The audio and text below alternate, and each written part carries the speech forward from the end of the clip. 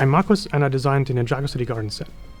Ninjago City Gardens is a slice of Ninjago City, that vast metropolis that a lot of Ninjago is set in. So we start on the ground floor where you have a giant bonsai tree that supports a lot of the upper floors.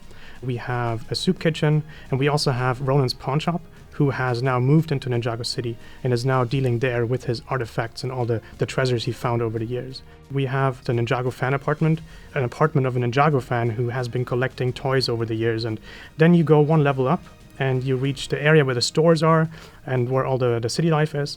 Chen's Noodle House, which is a location we've never done. And on the other side, you can have an ice cream and the Ice Planet ice cream shop.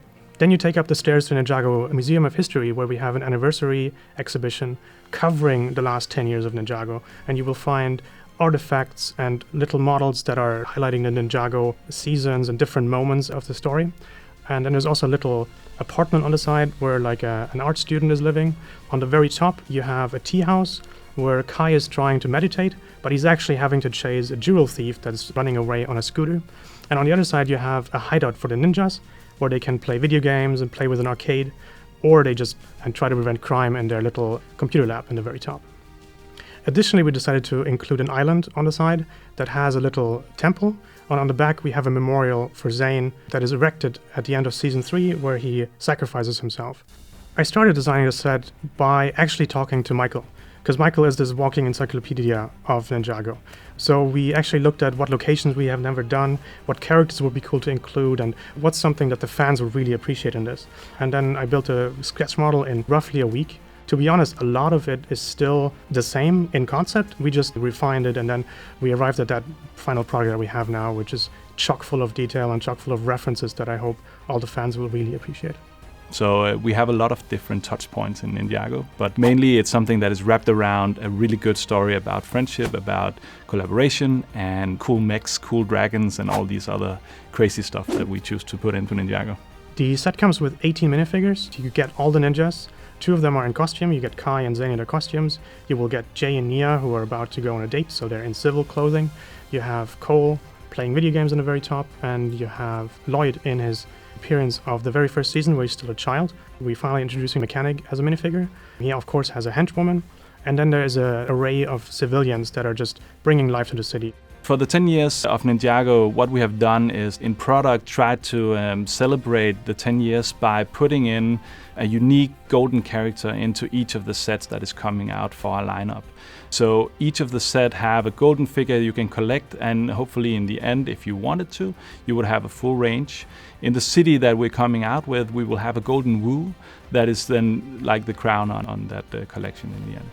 There's of course a lot of stuff hidden in there, but amongst my favorites is probably replica of the Ejitsu Temple, which is a set we did many years ago and is a fan favorite.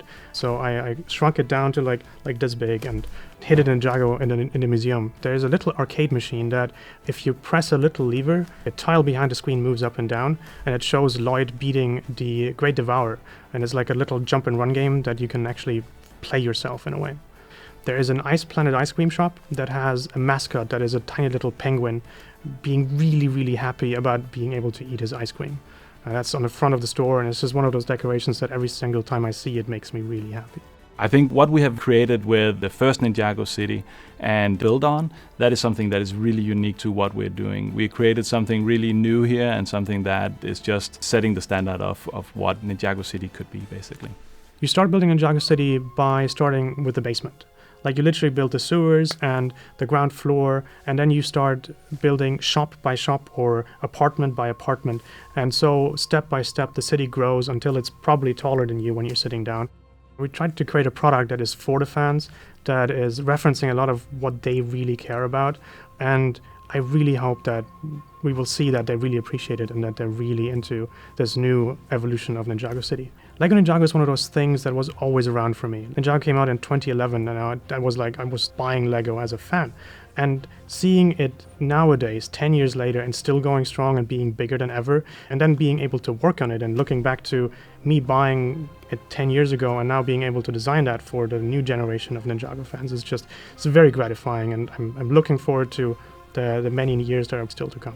We have taken the first 10 years now, and as I see it, why not 10 more years? We can definitely go more. We are not empty of ideas, so let's see where it takes us next.